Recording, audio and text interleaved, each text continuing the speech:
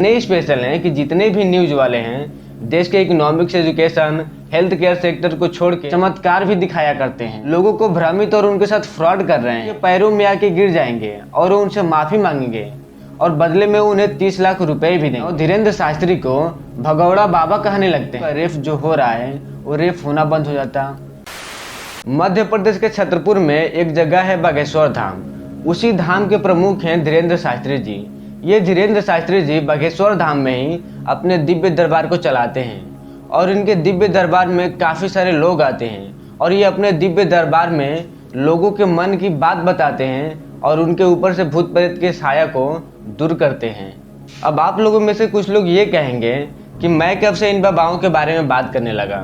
तो देखिए, बात कुछ ऐसी है कि मैं बाबाओं के बारे में बात नहीं करने लगा, लेकिन ये बाबा कुछ स्पेशल हैं। ये बाबा इतने स्पेशल हैं कि जितने भी न्यूज वाले हैं देश के economics, education, health care sector को छोड़ के इनके ऊपर लंबे लंबे शो चला रहे हैं। लंबा लंबा डिबेट हो रहा है इस बाबा के ऊपर। तो मैंने सोचा कि कौन है ये बाबा जिससे सारे न्यूज मीडिया इनके पीछे पड़ी है और ये काफ़ी सुर्खियों में है आजकल।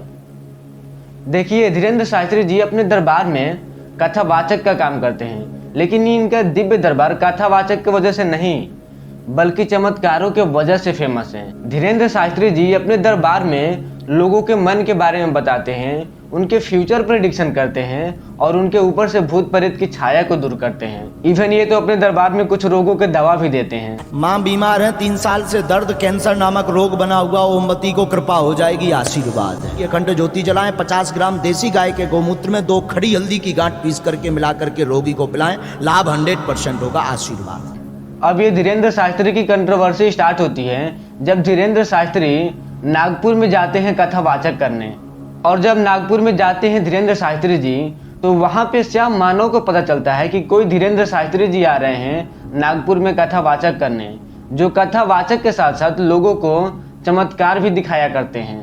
अगर आप श्याम मानव को नहीं जानते, एक तो अपने आप को सनातनी हिंदू कहता हूँ, महात्मा गांधी भी अपने आप को सनातनी हिंदू कहते थे और स्वामी विवेकानंद जी भी अपने आप को सनातनी हिंदू कहते थे। और श्याम मानव कहते हैं कि ये किसी भगवान या धर्म के खिलाफ नहीं है, बल्कि ये उस लूटमारी के खिलाफ है जो भगवान और धर्म के नाम पे हमारे देश में किया जा रहा है। और ये श्याम मानव जी अब तक 200 से भी ज्यादा बाबाओं का भंडा फोड़ चुके हैं। और जब श्याम मानव को धीरेन्द्र शास्त्री के चमत्कार के बारे में पता लगता है तब वो पुलिस में कंप्लेन कर देते हैं कि धीरेन्द्र शास्त्री जी लोगों को भ्रमित और उनके साथ फ्रॉड कर रहे हैं। तब पुलिस धीरेन्द्र शास्त्री के खिलाफ कंप्लेन फाइल करती है और जांच पड़ताल करती है, लेकिन बाद में पुलिस भी धीरेन्द्र शास्त्री को क्लीन चिट दे देती है। तब श्याम मानव चमत्कारी बाबा धीरेन्द्र शास्त्री से 2 खुलेआम चैलेंज करते हैं। पहला चैलेंज ये है कि एक कमरे में 10 लोग हैं जिनके नाम, उनके पिता का नाम और उनके मोबाइल नंबर बताने हैं। और दूसरा चैलेंज ये है कि एक कमरे में 10 सामान रखे हुए हैं जिसमें से बताना है कि कौन कौन से सामान हैं उस कमरे में। और वो कहते हैं कि अगर धीरेन्द्र शास्त्री जी 90% भी सही जवाब दे देते हैं मेरे दोनों चैलेंज के, तो वो उनके पैरों में आके गिर जाएंगे और वो उनसे माफ़ी मांगेंगे और बदले में उन्हें 30 लाख रुपए भी देंगे। बट धीरेन्द्र शास्त्री जी ये चैलेंज सुनने के बाद ही नागपुर से निकल लेते हैं। अब नागपुर से निकल लेते हैं मतलब उनका शो 13 तारीख को ख़त्म होने वाला था, लेकिन वो 11 को ही वहाँ से अपना शो ख़त्म करके चले गए। हम पहले ही ये कह चुके कि हम 7 दिन की कथा है, सब कथाएं हमने 2-2 दिन की काट दी। तब श्याम मानव धीरेन्द्र शास्त्री को भगौड़ा बाबा कहने लगते हैं। तब इसके रिप्लाई में धीरेन्द्र शास्त्री कहते हैं कि तुम्हें चैलेंज करना है तो तुम नागपुर में नहीं बल्कि मेरे दिव्य दरबार में आके करो, तब मैं तुम्हारा चैलेंज एक्सेप्ट करूंगा। तो हम आपको कहेंगे श्याम मानव जी, आपको अनुभव करना है तो दरबार में रायपुर में आइए, आगे बागेश्वर धाम पर लगेगा, वहां आइए। अब आप लोग मुझे बताइए कि क्या धीरेन्द्र शास्त्री को ये चैलेंज एक्सेप्ट करना चाहिए था या नहीं। अगर आप मेरे से पूछेंगे कि क्या धीरेन्द्र शास्त्री को चैलेंज एक्सेप्ट कर लेना चाहिए था या नहीं, तो मेरा ओपिनियन तो यही है कि धीरेन्द्र शास्त्री को चैलेंज एक्सेप्ट कर लेना चाहिए था। आखिर क्या ही फर्क पड़ता है चाहे वो नागपुर हो या फिर उनका दिव्य दरबार। जब धीरेन्द्र शास्त्री को लगता है कि उनके ऊपर कोई शक्ति है जो उस शक्ति की वजह से चमत्कार दिखाते हैं, तो उस शक्ति तो हर जगह अप्लीकेबल होना चाहिए। अच्छा, जरा धीरेन्द्र शास्त्री को साइड में रखते हैं और आप लोग मुझे ये बताइए कि ये जो बाबा मार्केट में आते हैं जो अपने आप को बताते हैं कि इनको भगवान की तरफ से शक्तियाँ मिली है, जिससे ये चमत्कार दिखा पाते हैं, तो ये सब बाबा इसी टाइप के चमत्कार क्यों दिखाते हैं? ये बाबा ऐसा चमत्कार क्यों नहीं दिखाते हैं जिससे लोगों के झगड़ा नहीं होते, उनके रोग दूर हो जाते हैं और वो आपस में मिल मिला के रहते हैं? अच्छा ज़रा ये भी साइड रखिए, ये बाबा कुछ ऐसा चमत्कार क्यों नहीं दिखाते हैं जिससे आए दिन मासूम बच्चियों का रेप जो हो रहा है वो रेप होना बंद हो जाता? क्या इन बाबाओं के जो भगवान हैं उस भगवान को ये अच्छा लगता है क्या, मासूम बच्चियों को रेप होना देखना? उनके भगवान कुछ ऐसा शक्ति क्यों नहीं देते हैं जिससे रेप होना ही बंद हो जाता? और ये मैं किसी एक धर्म के खिलाफ नहीं बोल रहा हूँ, मैं ये सारे धर्म के पाखंडी बाबाओं के बारे में बोल रहा हूँ। जैसे ईसाई धर्म में कंचल मित्र, रमन हंस, हरजीत सिंह, सुखपाल राणा, ये भी अपना पखंड कर रहे हैं खूब जोरों शोरों से पंजाब में।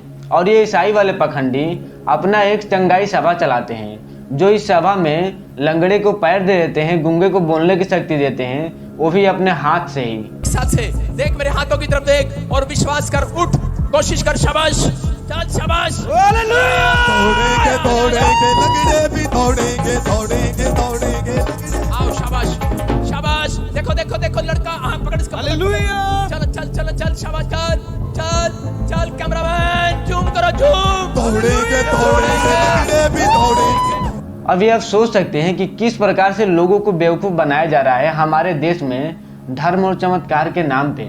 और मुस्लिम में भी कलामुद्दीन, कमर अली, रसूलुद्दीन, ये सभी एक मुस्लिम कथित पीर हैं। ये सब भी कहीं अपने एक अंगुली से पत्थर उठाते हैं, पानी से लोगों का रोग दूर कर देते हैं और अपने झाड़ू से लोगों के ऊपर के भूत भगाते हैं। तो ये किसी एक धर्म में ही नहीं, सारे धर्मों में ही ये सब हो रहे हैं। अब आप लोग मुझसे ये पूछेंगे कि आखिर लोग ऐसे पाखंडी बाबाओं के ऊपर विश्वास क्यों कर लेते हैं? तो इसके कई रीज़न हो सकते हैं। पहला ये एजुकेशन की कमी और दूसरा गरीबी। अब मैं आपको ये एग्जाम्पल से समझाता हूँ। मान लीजिए कोई एक पिछड़ा गांव है, तो उस पिछड़ा गांव के जो गरीब लोग होंगे उनके घर में अगर किसी का डेथ हो जाता है तो वो लोग इतने पैसे एफर्ट नहीं कर पाते हैं कि वो सही हॉस्पिटल में ले जाके एडमिट कराएं और उन्हें सही मेडिकल एविडेंस मिले, जैसे उनके दिल को तसल्ली मिले। तब ये लोग किसी बाबा के पास जाते हैं, जैसे ओझा सोखा, और वो लोग बाबा के पास जाके उस मरे हुए लोग के बारे में पूछते हैं कि ये सब कैसे हुआ। तो वो बाबा उन्हें गलत सलत इन्फॉर्मेशन दे देते हैं, जैसे वो गांव के लोग एक दूसरे के खिलाफ लड़ते मरते रहते हैं, या फिर ऐसे बाबाओं को बुला के कम पैसे में पूजा पाठ कराया करते हैं। बट एनीवे, आप ऐसे पखंडी बाबाओं के ऊपर विश्वास मत कर लीजिएगा। कैसा लगा ये वीडियो? उम्मीद करता हूँ ये वीडियो इन्फॉर्मेटिव लगा हो। तो ऐसे ही और वीडियो देखने के लिए आप मुझे सपोर्ट कर सकते हैं चैनल को सब्सक्राइब करके।